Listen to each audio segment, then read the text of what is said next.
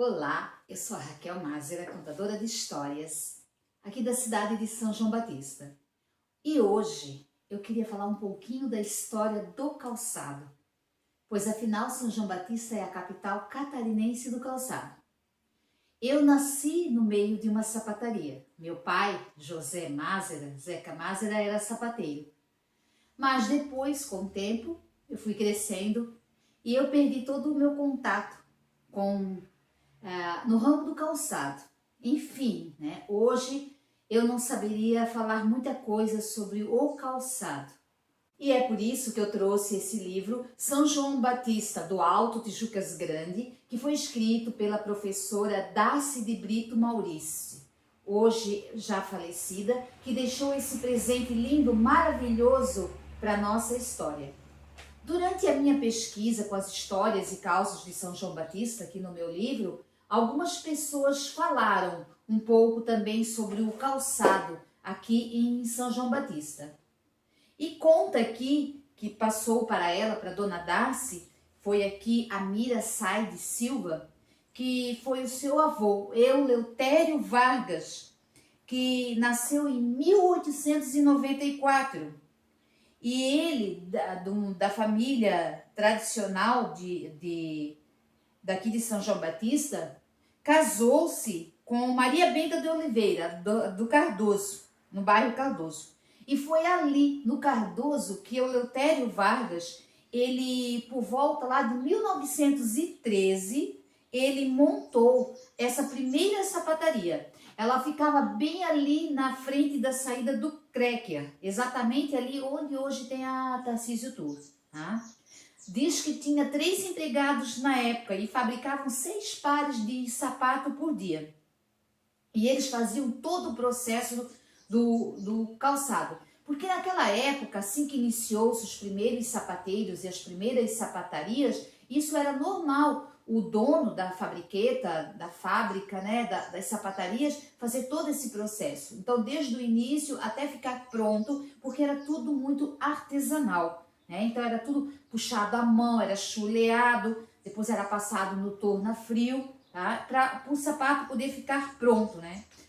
E assim, também houve-se um registro que por volta, também né, mais ou menos nessa época, também tinha uma consertaria de calçados, que era de Aire Bernardes. Aire Bernardes. Ele trabalhava mais com consertaria de sapato, mas também conta-se que produziu alguns pares de calçado, principalmente para a primeira comunhão. Nota-se que meu pai contava que na época o primeiro calçado que as pessoas ganhavam era exatamente no dia da comunhão. Então até ali as crianças andavam sempre descalço. Então sempre era o primeiro calçado. E também nas famílias mais pobres guardava-se aquele par de calçado e ia passando todos os outros irmãos com o mesmo par de calçado. Mas voltando aqui ao nosso personagem, o Eleutério Vargas, sabe-se que ele tinha um curtume lá no Cracker, que ficava lá dentro no Cracker, né, que tinha uma nascente, tá? E ele também foi um né, dos pioneiros do calçado aqui em São João Batista. Depois, o curtume ele foi vendido para o José Marcelino Pereira, tá? Que vai e transfere o curtume mais perto lá da ABV, né? Associação Batistense dos Veteranos, tá? Que também tinha água para poder funcionar, né? O curtume. E lá ele trabalhava com esse curtume, tá? Quando o Eleutério vendeu o curtume, ele também vendeu a sapataria, tá? Para os irmãos Lindolfo e o José Marcelino Pereira. E ele foi morar em Blumenau e lá também ele colocou também uma sapataria e continuou trabalhando.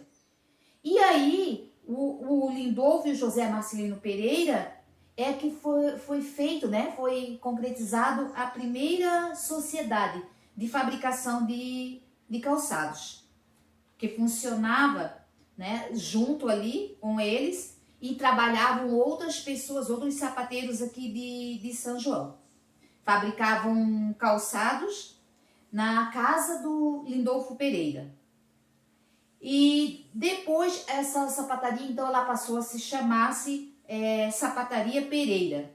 E tinha funcionários tipo como Ezequiel Zunino, Otaviano Dadan, Henrique Mazera Filho, José de Oliveira, Nazário de Oliveira, Arthur Cunha, Olívio Neus, tá? Vindo da cidade de Brusque, João Inácio Melzi, Augustinho Boas e Germando Derbatoli.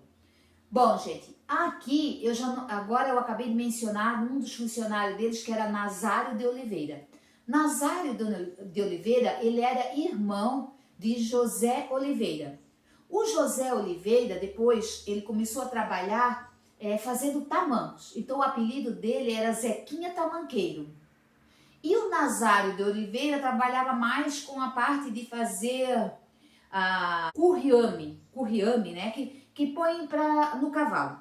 Então, o Zequinha Tamanqueiro, essas ferramentas que eu trouxe aqui, ó, pertenceu a ele, ao Zequinha Tamanqueiro.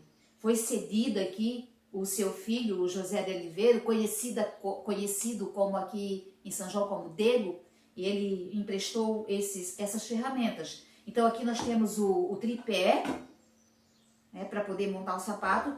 Então, era tudo feito à mão, então era cortado com a faquinha, tirava-se o modelo, e aí o cortador ia numa mesa, cortava com a faquinha a pedra aqui, né, de amolar. Após o corte estar pronto, tinha que raspar também com a faquinha na beirada, passava a cola com o dedo, e depois ia para a máquina de costura. Hoje ainda tem essa máquina de costura que pertenceu ao seu Zequinha Tamanqueiro. E essa aqui, ó, é a forma de fazer o tamanco que ele usava. E aqui eu trouxe também para mostrar para vocês uma forma, né, que era de madeira, que os sapateiros usavam.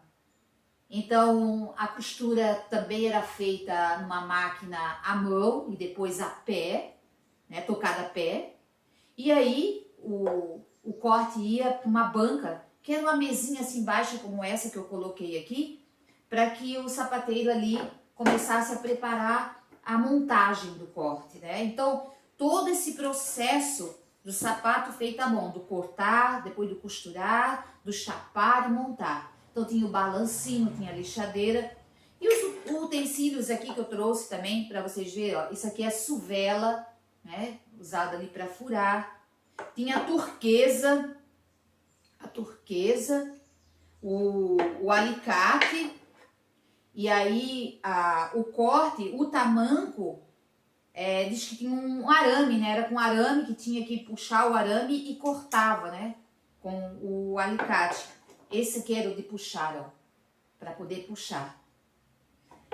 Usava-se muito uma cola chamada grude, que era feito com o polvilho, né? Que vem da mandioca, com água, e ali misturava e usava esse grude também. E junto com os pregos, ajudando a colar, e depois colocar a sola no sapato, ir para a lixadeira.